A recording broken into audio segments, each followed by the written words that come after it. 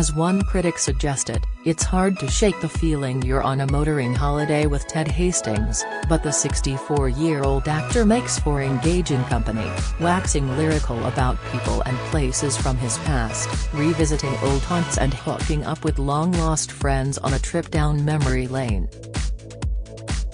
As well as sharing his passion for food and exploring the oyster fields of Carlingford, he returns to his former local pub to share a Guinness with his pals. And you have never seen a man more content. Born in Enniskillen, County Fermanagh, Dunbar left Ireland aged 24 drama school in London. Last year he appeared in a two-part series, stunningly low-key, gentle television at its best, that saw him exploring his personal connection with the Emerald Isle. Such was the response among critics and viewers, he's back in this sequel. Also a two-parter, starting tomorrow on C5, it sees him rediscover the ancient cliffs and spectacular views he recalls from time spent there as a young boy and adult. Starting against the dramatic backdrop of Slieve League Mountain, County Donegal, Dunbar's latest outing takes him along the rugged coastline, sharing breathtaking scenery, empty beaches, islands and towering hills. Frankly, it's a world away from the violence, deception and criminality of the fictional anti-corruption unit AC-12 in Line of Duty, filmed in Belfast, for which Dunbar is best known. Perched before Slieve League, Europe's highest accessible sea cliffs, Dunbar marvels, standing over 600 metres above the unforgiving Atlantic Ocean, they are nearly 3 times higher than Ireland's famous Cliffs of Moher, County Clare, and twice the height of the Eiffel Tower. Wind and rain are common in the west of Ireland, but whatever the weather, I never tire of looking out at this endless expanse of ocean. I've been coming here for years and years, and brought my family here when they were small kids. Enter tour guide Cormac McGinley, an expert in zoology and marine biology, who set up his own coastal walking tours company, Cormac's Coast 4 years ago. He explains, these cliffs were forced up about 400 million years ago. You had a tectonic impact where 2 plates came together. At the time, the Atlantic didn't exist. We were connected to America and this was part of the Appalachian mountain chain, the layers of the earth were pushed up but it actually ran into Scotland and then we were parted from each other. There's also DNA evidence to suggest there might have been people here 33,000 years ago, which puts them in the Ice Age and, if they were here, they may have been the Sami people, who were seasonal reindeer hunters from Norway. Dunbar continues, it holds many, many happy memories for me. And also some sad ones. A great friend of mine, John Keegan, a wonderful actor, got out of Belfast in the early 1970s and came all the way to the west coast and took a photograph of himself standing here looking out across the cliffs. And then many years later, when he was very ill, a bunch of us got together and we came back because he wanted to replicate that photograph.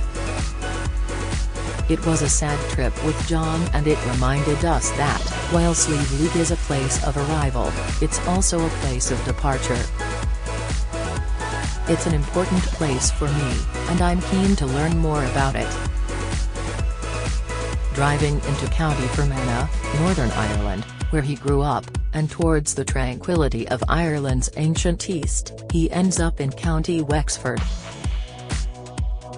One of Adrian's favourite delicacies is lobster, and in the first episode, he meets tour guide Cormac's brother Michael, who throws lobster pots under Slieve League to catch the crustaceans before dishing them up in bread rolls from his tiny food truck that sits on top of the cliff. Michael is following in the footsteps of many before him, as lobster fisheries are one of the most traditional amongst Irish coastal communities, smiles Dunbar. "I was lucky enough to have a lobster roll for my lunch and it was absolutely delicious." After never quite finding the time before, Dunbar finally visits the enchanting gardens of Glenview National Castle, in the northwest of County Donegal, with its courtyards and walled gardens. Situated in Glenview National Park, which was gifted many years ago to the Irish state, visitors have included Greta Garbo, who famously said, "I want to be alone." Well, if you want to be alone, this is probably one of the places to do it, Dunbar quips. Built as a hunting lodge, Glenview's remote mountain setting was inspired by the Victorian idyll of a romantic magic island retreat. It was the vision of John George Adair, a wealthy Irish land speculator who completed the building in 1867. "It is quite extraordinary to come into it and you know you've arrived somewhere really special," Dunbar reflects as its head gardener, Sean O'Javan, shows him around its 27 acres. "I have a keen interest in gardens myself and I like to spend as much time as I can in my own in London," says Adrian. "Coming here is something I've wanted to do for many years." And when you're getting a private tour with the head gardener, well, it's a real treat. Over the years, the estate has passed through different donors and the last was Henry Mulhenny, who bought Glenview in 1937. While Mr. Mulhenny is responsible for much of what we see today, it was the wife of John Adair, who made the castle available to the British War Office in 1915. About 60,000 soldiers were sent there to convalesce with injuries from the First World War and, while they were there, they helped build one of the paths Dunbar is seen walking on, aptly named the Belgian Walk. Adrian explains, "The path follows the slope through the native woodland and, at over 200 acres, it's one of the biggest patches of oak woodland in the whole of Ireland." The garden even includes a modern wooden temple inspired by one at King Charles Highgrove Estate in Gloucestershire.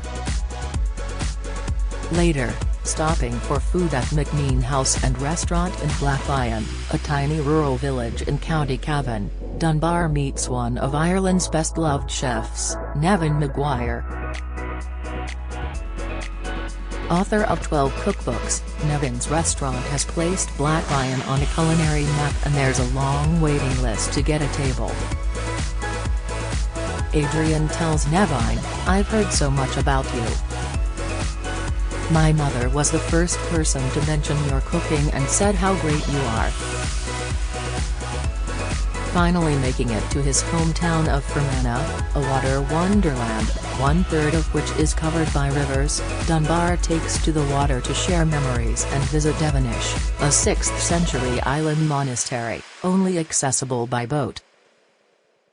No travel series about the Emerald Isle would be complete without a trip to a pub and inn in Enniskillen. Dunbar enjoys a sing-song with 3 musicians from a family steeped in the Irish tradition.